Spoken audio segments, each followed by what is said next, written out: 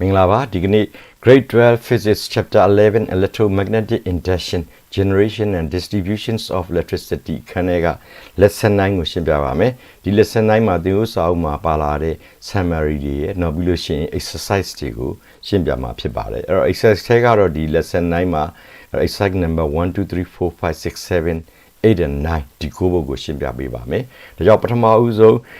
summary ကိုရှင်းပြပါမယ်။ summary မှာပထမအဦးဆုံးကတော့ a current flows through a loop in a loop of wire wherever there is a change in the magnetic line of force through the loop. This phenomenon is called electromagnetic induction. ဒါလေးဟာ electromagnetic induction ရဲ့အဓိပ္ပာယ်ပဲဖြစ်ပါတယ်။အဲ့တော့သူဆိုလိုတာကတော့ wire ကွင်းတစ်ခုတည်းကိုဖြတ်သွားကြတော့တန်လိုက်အားလမ်းများပြောင်းလဲမှုဖြစ်တိုင်းမှာဝါယာကွင်းတွင်မှာလျှက်စီးကြောင်းတစ်ခုစီးတယ်ဒီဖြစ်ရပ်ကို electromagnetic induction လျှက်စစ်တန်လိုက်ညှို့ခြင်းလို့ခေါ်တာဖြစ်ပါတယ်နောက်တစ်ခုကတော့ the voltage of live wire goes alternately negative and positive making the current flows backward and forward through the circuit ဒါကအဲ့တော့ဒီ wire တွေ့တဲ့စနစ်မှာသုံးတဲ့ဒီ live wire လေးအကြောင်းကိုပြောတာဖြစ်ပါတယ်အဲ့တော့ live wire ဤဘူအားသည်အပေါင်းနဲ့အနှုတ်တက်လဲစီပြောင်းလဲနေခြင်းကနေပြီးတော့ပတ်လန်းပရှိလျက်စီရောင်းကိုရှေ့သို့စီးလိုက် forward နော်ပြီးရင်နောက်ပြန်စီးလိုက် backward စီတို့တက်လဲစီဖြစ်နေစီလို့ပြောတာဖြစ်ပါတယ်နောက်တစ်ခုကတော့ neutral wire ရဲ့အကြောင်းပါ neutral wire completes the circuit it is kept at zero voltage by the electricity supply company ဒါကဘာကိုဆိုလို့လဲ neutral wire ဟာဓာတ်အားဖြန့်ဝေသူမှတုံညာဖို့ဖြစ်ထားသောဒါ circuit ကို complete လုပ်ပေးတဲ့ပတ်လန်းကိုပြည့်စုံစေတဲ့ wire ဖြစ်သည်လို့ပြောတာပါအဲ့ဒါပြီးတော့နောက်ထပ် wire တစ်ချောင်းဖြစ်တဲ့ earth wire အကြောင်းကိုပြောပါမယ် earth wire is a safety wire ဒီ earth wire ကတော့ဒါလုံခြုံဘေးကင်းမှုအတွက်ထည့်သွင်းထားတဲ့ wire ဖြစ်ပါတယ် it's connect the metal body of the kettle to earth and stop its becoming live အဲ့တော့သူဟာဒါဒီမှာတော့သူကနမူနာအနေနဲ့ကက်တယ်ယူနီဂီယာကိုပြောတာပေါ့နော်အဲ့တော့တကယ်တမ်းကျတော့ယူနီဂီယာကိုမှမဟုတ်ဘူးတခြားဘေပစ္စည်းပဲတုံနော်အဲ့တော့သူတို့ဒီအဒဝါယာတတ်ထားမယ်ဆိုရင်သူ့ရဲ့ဒီသုံးပြမဲ့ပစ္စည်းက live ဖြစ်နေတာကနေပြီးတော့ရပ်တန့်ပေးတာဖြစ်ပါတယ် if the live wire comes loose and touch the metal body a current immediately flows to earth and blows the fuse တကယ်လို့သာအခုဒီ earth wire ကိုတက်ဆင်ထားမယ်ဆိုရင်အဲ့တော့ဒီ live wire ကနော်အဲ့တော့သူကဘာဖြစ်တယ်ဆိုလို့ရှိရင်ပြုတ်နေတာပဲခြောင်ပြီးပြုတ်နေတာပဲဖြစ်ပေါ့နော်ဒါမှမဟုတ်ရင်အဲ့တော့ပေါက်ပြဲပြီးတော့ metal body ကိုထိနေတာပဲဖြစ်နော်ဒီ earth wire တက်ထားမယ်ဆိုရင်အဲ့ဒီမှာရှိတဲ့ current ကဘယ်ကိုရုပ်ချင်းမဲ့စီးသွားမြေကြီးတဲ့ကိုချက်ချင်းမဲ့စီးသွားပြီးတော့နော်ဒါ fuse ကိုလည်းဒါပြတ်တောက်သွားစေအဲ့ဒါဆိုရင်သူက current မစီးတော့ဘူးဆိုတော့ဒါအန်ရဓာတ်လိုက်မှုအန်ရမရှိတော့ဘူးပြောတာဖြစ်ပါတယ် this means that cutter is then safe to touch အဲ့တော့သူဆိုလိုတာက earth wire သည်လျှက်စစ်အန်ရကင်းစေရန်သုံးသည့် wire ဖြစ်သည်၎င်းကိုအသုံးပြုလျင်လျှက်စစ်ပစ္စည်းကိုယ်တွင်တထုကိုယ်တွင်တက်ဆင်ပေးခြင်းဖြင့်အန်ရကင်းစွာဂိုင်းတွေထိတွေ့နိုင်သည်လို့ပြောတာပါအဲ့ဒါပြီးနောက်တစ်ခုကတော့ transformer ရဲ့အကြောင်းပါအဲ့တော့ in a transformer the changing magnetic field not only induces current in the secondary coil but also current in the iron core itself these current flows in little cycles in the iron core and are called eddies current ဒါကတော့ဒီ eddy currents လေးရဲ့အကြောင်းကိုပြောတာအဲ့တော့ transformer တွေမှာသူကတန်လိုက်စကွင်းပြောင်းလဲခြင်းကြောင့်သူက secondary လို့ပြောတဲ့တစ်ဆင့်ငံ coil မှာဒါဒီ induced current ဖြစ်တာမဟုတ်ဘူးအဲ့တော့ဒီ coil တွေကိုရစ်ပတ်ထားတဲ့ကိုးမှာလည်းပဲဒါစဝိုင်းပုံတန်းဒီ current လေးတွေဖြစ်တယ်အဲ့ဒီ current လေးကို eddy current လို့ခေါ်တာပါဒါကြောင့်မို့လို့ transformer တစ်ခုတွင်တန်လိုက်စကွင်းပြောင်းလဲခြင်းကညှို့ရလက်စီရောင်းကိုတစ်ဆင့်ငံ coil တွင်းတွင်သာမကတန်ပြော့ဥတိုင်းမှာအတွင်းမှာပါဖြစ်ပေါ်စေသည်ထိုလျက်စီရောင်းတို့သည်တန်ဥတိုင်းအတွင်းဆက်ဝိုင်းငယ်များအတွင်းစီးကြပြီး၎င်းတို့ကို eddy current ဟုခေါ်သည်အဲ့တော့ဒါတွေဟာသင်ဥစာအုပ်ကဒီ chapter ဒီ11အတွက်ပေးထားတဲ့ဒါ summaries တွေပဲဖြစ်ပါတယ်အဲ့တော့သူတို့ပြီးရင်တော့သင်ဥစာအုပ်မှာပဲပါတဲ့ exercise number 1 2 3 4 5 6 7 8 9 10 sorry 9ပေါ့ကိုဖို့ကိုရှင်းပါအဲ့တော့ဒီနေရာမှာပထမဦးဆုံး exercise number 1ပါ exercise number 1က what is a transformer how does a step up transformer differ from step down transformer အမေကနှစ်ခုပေါ့နော်အဲ့တော့ပထမတစ်ခုက transformer ဆိုတာဘာလဲပေါ့ နောက်တစ်ခုကဒီ step up transformer နဲ့ step down transformer နဲ့မိခဲ့သူတစ်ဖားပေါ့ကွဲပြားခြားနားတယ်လေမိတာဖြစ်ပါတယ်ဒါကြောင့်ပထမမိကွန်း transformer အတွက်ဖြေပါမယ်အဲ့တော့ a transformer is an electrical device used to change the voltage of an alternating current ဒါက transformer ဘာလဲဆိုရဲပထမမိကွန်းရဲ့အဖြေပဲဖြစ်ပါတယ်အဲ့ဒါပြီးတော့နောက်တစ်ခုကနော် step up နဲ့ step down နဲ့မတူတဲ့ check လေးနော်သူ့ကို if the secondary has more turns than primary အကယ်၍ဒီမှာ transformer မှာရှိတဲ့ secondary coil ကနော်အဲ့တော့ primary coil ထက်အပတ်ရေပိုများမယ်ဆိုရင် the voltage obtained from the secondary is greater than the voltage applied to the primary secondary မှာရရှိလာမဲ့ဘိုးအားဟာ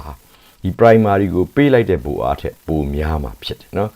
such a transformer is called a step up transformer ထိုကဲ့သို့သော transformer များကို step up transformer ဘိုးအားမြင့် transformer လို့ခေါ်ဆိုမှာဖြစ်ပါအဲ့ဒါဆိုရင်အဲ့တော့သူနဲ့မတူတဲ့ step down ကနော်အဲ့တော့ဘယ်လိုဟာမျိုးဖြစ်မလဲပေါ့ဒါလေးကိုပြန်စဉ်းစားမယ်အဲ့တော့ step down ကတော့သူနဲ့ပြောင်းပြန်ပေါ့အဲ့တော့ secondary က primary ထက်သူကဘာဖြစ်မလဲဆိုအပတ်ရည်နေမယ်နောက်တစ်ခါ secondary ကထွက်လာတဲ့ voltage က prime voltage ထက်ငယ်နေမှာဖြစ်ပါတယ်ဒါကြောင့်မို့လို့if the secondary has fewer turns than the primary, the voltage obtained from the secondary is smaller than the voltage applied to the primary. Such a transformer is called a step-down transformer. ဒါလေးကဒုတိယမိကွန်းရဲ့အဖြေသူတို့နှစ်ခုရဲ့ကွဲပြားခြားနားမှုသည်ဒီနှစ်ခုအကြောင်းကိုခြားရေးလိုက်ခြင်းဖြင့်ပြီးသွားပြီဖြစ်ပါတယ်အဲ့တော့ပြီးရင်တော့မိကွန်းနံပါတ်1ပါနှစ်ကတော့သူမှာမိကွန်းအခွဲလေးသူကဘယ်နှခုရှိလဲဆိုနှစ်ခုရှိတယ်နော်ပထမတစ်ခုကwhat is an electromagnetic induction electromagnetic induction ဆိုတာဘာလဲဒါဆိုတော့မှဒီ summary မှာပြောခဲ့တဲ့အချက်ကလေးပေါ့နော်အဲ့ဒါပြီး number 2က state the methods by which an induced current can be produced in a coil အဲ့တော့ coil wire ခွေတစ်ခုတွင်မှာတဲ့ဒီ induced current လို့ပြောတဲ့ညှို့ရ induced EMF လို့ပြောတဲ့ညှို့ရလျှက်စစ်တွန်းဟာဖြစ်ပေါ်လာစေနိုင်တဲ့နီလန်းများကိုဖော်ပြပါလို့ပြောတာအဲ့တော့ဒါကလည်းပဲရှေ့မှာဒါ Faraday ရဲ့ experiment မှာဒါနီလန်၃မျိုးအကြောင်းကိုပြောခဲ့တယ်နော်အဲ့ဒီကောင်တွေပြန်ဖြေရမှာနော်ဒါကြောင့်မေကွန်းဒီနံပါတ်1လျှက်စစ်တန်းလိုက်ညှို့ခြင်းဆိုဒီမှာအဘယ်နည်းနံပါတ်2 coin တစ်ခုအတွင်းညှို့ရလျှက်စစ်တွန်းအားဖြစ်ပေါ်စေသောနီလန်များကိုဖော်ပြပါအဲ့တော့နံပါတ်1ရဲ့ဖြေသည် a current flows through in a loop of wire whenever there is a change in the magnetic line of force through the loop this phenomenon is called electromagnetic induction အဲ့ဒါပြီးနံပါတ်2အတွက်ဖြေပါNumber 2 the methods by which an induced current can be produced in a coil are ဆိုပြီးတော့၃မျိုးရှိမှာဖြစ်ပါတယ်ပထမတစ်ခုကနော် A switching the current in the first loop on and off နော်ပထမဝါယာဝင်းမှာစီးနေတဲ့မျက်စိကြောင်းကိုဒါဖွင့်လိုက်ပိတ်လိုက်စီးစေခြင်းရပ်သွားစေခြင်းလုပ်တာနီးပါအဲ့တော့ဒါက Faraday ရဲ့ first experiment ဆိုပြီးတော့ရှေ့မှာဖော်ပြခဲ့ပါတယ်ဒုတိယနံပါတ် B ကတော့ the motion of the current carrying loopအဲ့တော့ဒီ first loop က current စီးပြီးတော့အဲ့ဒီ loop ကိုရုတ်တရက်ရှေ့တိုးလိုက်နောက်ဆုတ်လိုက်လုပ်ခြင်းအဖြစ်ဒါ secondary ထဲမှာ induced current ရနိုင်တယ်ဒီဒါကတော့ second experiment မှာအဲ့တော့နံပါတ်3ကတော့ C ပေါ့နော်အဲ့တော့သူကတော့ motion of the magnet ဒါကြတော့သူကအဲ့တော့တန်းလိုက်တစ်ခုကိုသူကရှေ့တိုးလိုက်နောက်ဆုတ်လိုက်ဒီလို motion ရွေ့ရှားပေးခြင်းအဖြစ် second loop မှာအဲ့တော့သူကinduced current ဖြစ်လာတာဖြစ်ပါတယ်အဲ့တော့ဒီနည်းသုံးခုကတော့ the methods by which an induced current can be produced in a coil ပဲဖြစ်ပါတယ်ဒါဟာနံပါတ်2အတွက်အဖြေပဲဖြစ်ပါတယ်အဲ့ဒါပြီးရင်တော့အဲ့တော့ဒီမှာ all causes a change in the magnetic line of force through the second loop and cause a momentary current flow through it ဒီနည်းလမ်းသုံးခုစလုံးပေါ့နော် all အဲ့ဒါတွေအားလုံးဟာ causes a change in the magnetic line of force through the second loop a second loop ပေါ်မှာရှိတဲ့နော်အဲ့ကိုဖြတ်သွားတဲ့တန်လိုက်အားလန်းတွေရဲ့ဟိုအပြောင်းလဲဖြစ်စေပြီးတော့အဲ့ဒီ second loop မှာ momentary current လေးစီးလာစေတာလို့ပြောတာဖြစ်ပါတယ်အဲ့တော့သူတို့ပြီးရင်တော့မေးခွန်းနံပါတ်3ပါမေးခွန်းနံပါတ်3က suggest any two ways to increase the input voltage of an AC generator အဲ့တော့ AC generator တစ်ခုရဲ့နော်သူ output ကိုတိုးလာစေနေတဲ့နီလန်တွေကနှစ်ခုလောက်ဖြည့်ပေးပါလို့ပြောတာတကယ်တမ်းကတော့သူမှနီလန်ရှိမှဖော်ပြခဲ့တာ၄မျိုးရှိပါတယ်နော်အဲ့ထက်2မျိုးဖြည့်ရင်ရပြီပေါ့နော် AC generator တစ်ခုရဲ့အထွက်ဖို့အားကိုတိုးလာစေနိုင်သည့်နီလန်နှစ်ခုကိုဖော်ပြပါ the output voltage of an AC generator can be increased by နှစ်ခုဖြည့်ပါမယ်နံပါတ်1က increasing the speed of rotation of coil coil ရဲ့ ဒီ rotate လုပ်တဲ့ speed ကိုတင်ပေးခြင်းအဖြစ်သူ့ရဲ့ output ကတိုးလာနိုင်ပါတယ်နံပါတ်2ကတော့ increasing the number of turns in coil အဲ့ဒီ coil မှာရှိနေတဲ့ဒီအပတ်အရေးအတွက် number of turns ကိုပိုတိုးလိုက်ခြင်းအဖြစ်လဲသူက output ကိုတိုးစေနေတာဖြစ်ပါတယ်အဲ့တော့ကျန်တဲ့နှစ်ချက်လည်းရှိပါတယ်အဲ့တော့ဒီနှစ်ချက်မှမဟုတ်ပါဘူးဒီ၄ခုတည်းကကြိုက်ရနှစ်ချက်ကိုဖြည့်နိုင်မှာဖြစ်ပါတယ်အဲ့တော့နံပါတ်4ကin an AC generator the speed at which the coil rotate is tripled အဲ့တော့တကယ်လို့ဒါတဲ့ AC generator မှာရှိတဲ့ coil ရဲ့လက်ပတ်တဲ့နှုန်းကို3ဆတင်လိုက်မယ်ဆိုရင် how would this affect one the frequency to the maximum output voltage အဲ့တော့ပြောတာကဒီပု္ပ္ပစာနံပါတ်4က AC generator တစ်ခုတွင် coil လက်ပတ်နှုန်းကို3ဆမြင့်လိုက်ပါကနံပါတ်1ကျိန်နှုန်းနံပါတ်2အထွက်ဘိုအားတို့တွင်အများဆုံးအထွက်ဘိုအားတွင်မြည်တို့ပြောင်းလဲသွားမည်လေလို့မေးတာဖြစ်ပါတယ်အဲ့တော့သူ့အတွက်ဖြစ်နံပါတ်1ကတော့နော်သူကအပေါ်မှာပြောခဲ့သလိုပဲ speed ကိုတင်လိုက်ရင် output တိုးလာတာအောင်နော်အဲ့တော့ speed ကို3ဆတင်လိုက်မယ်ဆိုရင်တော့ frequency ကလည်း3ဆတိုးမှာဒါကြောင့်နံပါတ်1အတွက်ဖြည့်သည် the frequency will be tripled နော်အဲ့ဒါပြီးလို့ရှိရင်တော့ maximum output နော်သူ့ရဲ့ voltage ကလည်းပဲဒါကအဲ့တော့ဒီဟာကို speed ကိုတင်လိုက်တဲ့ခါမှာ voltage ကလည်း3ဆတိုးလာမှာဖြစ်ပါတယ် the maximum output voltage will be tripled ဒါကနံပါတ်4ရဲ့အဖြေတွေပဲဖြစ်ပါတယ်ပြီးရင်တော့နံပါတ်5ကိုရှင်းပြပါဥစ္စာနံပါတ်5က explain how magnetic flux passing through a surface can be zero when the magnetic field is not zero ဒါလေးကပြောတာကတန်လိုက် sequence တစ်ခုမှာတဲ့တန်လိုက်ဖြတ်တန်းတူလို့ပြောတဲ့ဒီ magnetic field ကနော်အဲ့တော့သုံးများမဖြစ်ဖ ೇನೆ မျက်ရည်ပြင်တစ်ခုကိုဖြတ်သွားတဲ့အဲ့ဒီ sequence ရဲ့တန်လိုက်ဖြတ်တန်းတူအဲ့တော့ magnetic flux ကဘာဖြစ်လို့0ဖြစ်သွားနိုင်တာလဲဘယ်လိုဖြစ်နိုင်လဲဒါလေးကိုရှင်းပြခိုင်းတာဖြစ်ပါတယ်အဲ့တော့ the magnetic flux passing through the surface အဲ့တော့သူက magnetic flux ရဲ့ပုံသင်နည်းက phi v is equal to BA cosine theta ဖြစ်ပါတယ်ဒီနေရာမှာသူက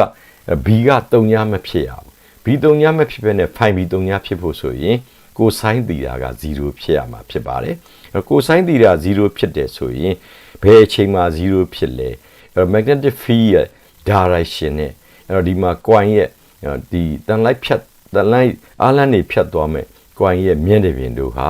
အဲ့တော့သူဘာဖြစ်နေရမလဲဆိုလို့ရှိရင်သူကအဲ့ဒီချိန်မှာသူက down man parallel ဖြစ်နေရမှာပေါ့နော် parallel ဖြစ်နေတဲ့ဆိုချိန်မှာသူက0 phi က0ဖြစ်မှာเนาะဒါကြောင့်မို့လို့ when the magnetic field is parallel to the surface theta ညီမျှရင်90 degree ပါအဲ့တော့ဒီမှာ theta ဆိုတာကဘယ်ထောင့်ကိုပြောတာလဲ theta ဆိုတာကသူကဒီမှာရှိတဲ့ကောင်အဲ့တော့ theta 0ဖြစ်တယ်ဆိုတာကဒီ magnetic field နဲ့နောက်တစ်ခါဒီမျက်နှာပြင်ရဲ့area vector dA เนาะအဲ့ဒီကြားမှာရှိတဲ့ထောင့်ကို theta ခေါ်တာအဲ့တော့ဒီမှာအဲ့ဒီလို0ဖြစ်ဖို့ဆိုရင်ဒီမျက်နှာပြင်နဲ့ line of force တွေက parallel ဖြစ်မှသာသူက90ဖြစ်မယ်เนาะအဲ့ဒီအချိန်မှာဒီက parallel ဖြစ်ရင် theta က90ဖြစ်မယ်အဲ့ဒါဆိုရင်အပေါ်က equation မှာအစားထည့်လိုက်လို့ရှိရင်သူက phi b is equal to BA cosine 90 degree ပါเนาะအဲ့တန်ဖိုးက3ညပဲဖြစ်ပါတယ်ဘာဖြစ်လို့လဲဆိုရင် cosine 90က0ဖြစ်လို့ပါဒါကြောင့်မို့လို့အဖြေသည် the magnetic flux passing through a surface can be zero when the magnetic field is parallel to the surface ဒါနံပါတ်5ရဲ့အဖြေပဲဖြစ်ပါတယ်5ပြီးတော့နောက်တစ်ပုဒ်ဖြစ်တဲ့နံပါတ်6ကိုဆက်ပြီးတော့ရှင်းပြပေးပါမယ်နံပါတ်6ရဲ့မိကုံက discuss the factors determine the induced EMF in a closed loop of wire အတူမေးတာက wire ကွင်းပိတ် closed loop of wire ကွင်းပိတ်တစ်ခုတွင်မှာဖြစ်ပေါ်နေတဲ့နော်သူက induced EMF လို့ပြောတဲ့လျှက်စစ်ညှို့ရလျှက်စစ်တွန်းအားကိုမြည်သည်တို့ကဆုံးဖြတ်ပေးသည်ကိုဆွေးနွေးပေးပါလို့ပြောတာအဲ့တော့သူ့ကိုပြောဖို့အတွက်ကတော့ဒါကရှေ့မှာသိပြီးသားဖြစ်တဲ့ကောင်ပေါ့နော် the magnitude of induced EMF in a wire loop is directly proportional to the rate of change of magnetic flux through that loop ဒါက Faraday's law ပါနော် Faraday's law က wire ခွင်းထဲမှာဖြစ်ပေါ်လာမယ့် induced EMF ရဲ့ပမာဏသည်ဘယ်သူနဲ့ဓာတ်ရိုက်ချိုးတူတော့ဆိုရင်အဲ့တော့ဒီ magnetic loop ကိုဖြတ်သွားတဲ့ခွင်းလေးကိုဖြတ်သွားတဲ့ magnetic flux ပြောင်းလဲသောနှုန်းနဲ့ဓာတ်ရိုက်ချိုးတူတယ်ဒါ Faraday laws ကိုပြန်သုံးပါမယ်အဲ့လိုချိုးတူတဲ့ကြောင့် for one term of wire loop induced EMF E is equal to minus d phi b divided by dt ဒါလေးက Faraday laws ကရရှိတဲ့ပုံသင်နည်းပါနော်ဒီပုံသင်နည်းနဲ့ပြီးတော့ဒီ phi b ဟာသိပြီးသားဖြစ်တဲ့ magnetic flux ရဲ့ပုံသင်နည်း phi b က BA cosine theta ပါသူ့ကိုအပေါ်က equation ထဲမှာ အစားထိုးမယ်ဆိုရင်အဲ့တော့ဒီမှာနောက်တစ်ခုကအဲ့တော့တိတာနေရာမှာသူကအစားထိုးဖို့เนาะအဲ့တော့သူကဘာနဲ့အစားထိုးမလဲဆိုရင်ဒီဝါယာကွင်းတွေဟာတန်လိုက်စကွင်းတွေမှာသူကလေပတ်မှာလေပတ်တယ်ဆိုတော့သူတို့ရဲ့ motion က rotational motion ဒါကြောင့်မလို့သူ့မှာရှိတဲ့ velocity ဒီ angular velocity omega ဖြစ်ပါမယ်အဲ့တော့ omega ဘာနဲ့တူလဲဆို omega က theta divided by d ဖြစ်ပါတယ်အဲ့တော့ဒါကြောင့်မို့လို့အဲ့တော့ theta ဒီဘာဖြစ်သွားမလဲ omega d ပဲဖြစ်ပါလိမ့်မယ်ဒါကြောင့်မို့လို့အဲ့တော့ theta ညီမျှခြင်း omega d ဖြစ်မယ် and အဲ့ဒီချိန်မှာ theta ရဲ့နေရာမှာ omega ကို d ကိုအစားသွင်းရင်တော့ phi b is equal to ba cosine theta ပဲဖြစ်ပါတယ်အဲ့တော့ဒီတမိုးကြီးကိုအပေါ်က delta phi b ရဲ့နေရာမှာသွားပြီးတော့အစားသွင်းလိုက်မယ်ဆိုရင်သူဒီ e is equal to minus d ba cosine omega d divided by dt ဆိုတာရအဲ့ဒီကနေမှတစ်ခါပြန်ပြီးတော့ရှင်းလိုက်တာပေါ့နော်အဲ့တော့ဒီ b နဲ့ a နဲ့က differentiation မှာမပါတဲ့ကိန်းတွေဖြစ်လို့ရှေ့ကိုထုတ်မယ်ဆိုရင် e is equal to minus ba d cosine omega d divided by dt အဲ့ဒါတွေကရှေ့မှာလည်းတွက်ပြခဲ့ပြီးသားပေါ့နော်ဒီမှာသူက discuss လို့ပြောထားတဲ့အတွက်ကြောင့်နည်းနည်းလေးသူတူတူလေးဖြေလို့တိတ်မကောင်းလို့ဒါတွေပါပြန်တွက်ပြတာเนาะအဲ့တော့ဒီကမှတစ်ဆင့်အဲ့တော့ဒီ cosine omega cosine omega d ကို dd နဲ့သူက differentiate လုပ်လိုက်မယ်ဆိုရင်သူက cosine omega d ကို differentiate လုပ်ရင်ဘာရတော့ဆိုရင် cosine x ကို differentiate လုပ်တဲ့အခါမှာရမှာက x เนาะ minus x အဲ့တော့ sin x ရတာအဲ့တော့ဒီအဲ့ဒါကိုကြည့်ပြီးတော့ဒီမှာလုပ်မယ်ဆိုရင်တော့သူဒီအဲ့တော့သူက minus omega sin omega d ရလိုက်အဲ့ဒီ minus ကရှေ့မှာရှိတဲ့ minus နဲ့ကျေသွားပြီးတော့ ba omega sin omega d ဆိုတဲ့ဒီ induced EMF ရဲ့တန်မိုးကိုဖော်ပြတဲ့ညီမျှခြင်းရဒီညီမျှခြင်းရရင်ဒီညီမျှခြင်းမှာပါတဲ့ဒီ factor တွေဟာဒီ induced EMF ကိုဆုံးဖြတ်ပေးတဲ့ factor တွေပဲဖြစ်အဲ့တော့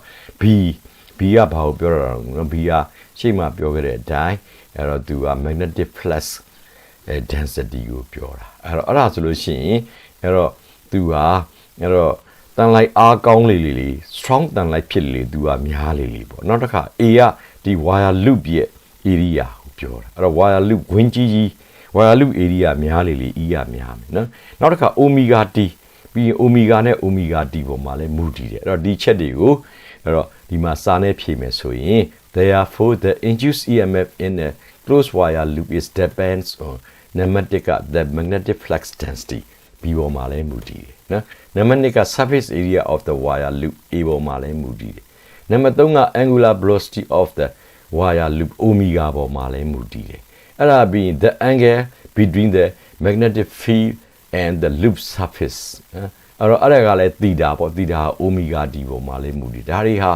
အပေါ်ကဖော်ပြတဲ့ညီမျှခြင်းမှာပါတဲ့ဒါ variables တွေပဲเนาะဒီချက်တွေပေါ်အားလုံးပေါ်မှာ तू ကမူတည်တယ်เนาะဒါကြောင့်မလို့အဖြေသည်ဒီလေးချက်နဲ့ဖြည့်ဆိုပေးခြင်းဖြစ်ပါတယ်အဲ့တော့ तू ပြီးပြီဆိုတော့နောက်ထပ်နံပါတ်9ကိုရှင်းပြပါ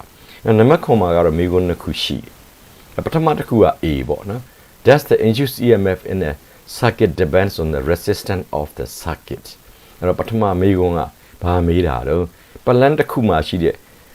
induced EMF လို့ပြောတဲ့ညှို့ရလျှက်စစ်တွန်းအားသည်ထိုပလန်ရဲ့ခုခံမှုပေါ်မှာမူတည်ပါသလားနံပါတ် B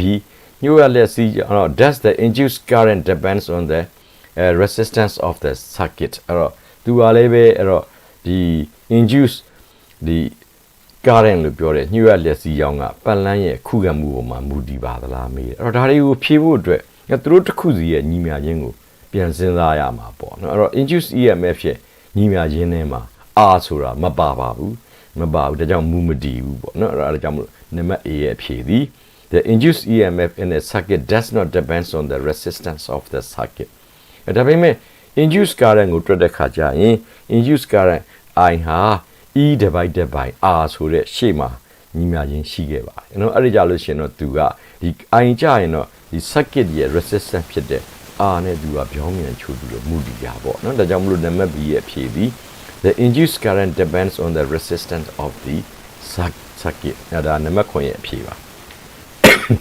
အဲ့ဒါပြီးတော့နောက်တစ်ပုဒ်ကနံပါတ်8ပေါ့နော်နံပါတ်8ကWhy an ordinary circuit breakers and fuses not affected in preventing shocks အဲ့တော့ဒါလေးမိတာကဒီတာမန် circuit breaker တွေပေါ့နော် circuit breaker ဆိုတာ auto switch တွေပါပဲအဲ့တော့ fuse ရဲ့နေရာမှာသုံးတယ်သူတို့ဟာ not affected in preventing shock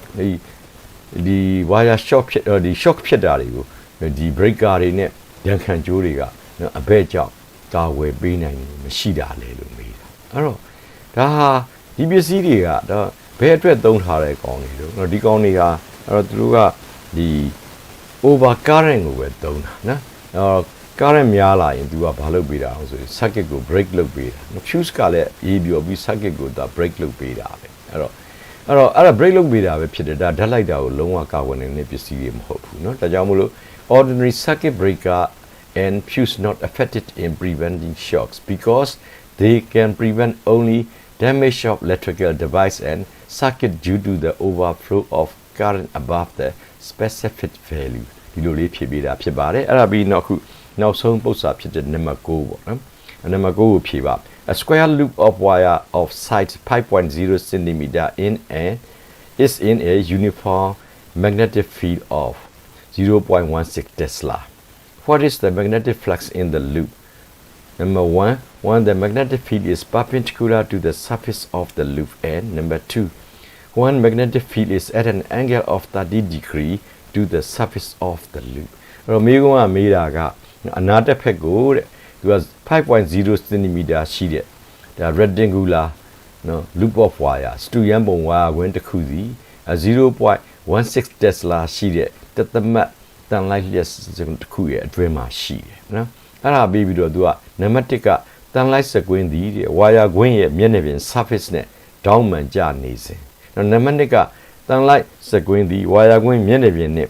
ဒေါင်း30 ဒီဂရီခန့်ဆောင်ထားစဉ်တွင်ဝါယာကွင်းတွင်ဖြစ်ပေါ်နေတဲ့တန်လိုက်ဖြတ်တန်းတူဘယ်လောက်ရှိသလဲဖိုင်းပြီးကိုမေးတာပေါ့နော်အဲ့တော့သူ့ကိုတွက်ဖို့တက်ကဒီမှာပေးထားချက်တွေအရင်ကြည့်ရအောင်နော်အဲ့တော့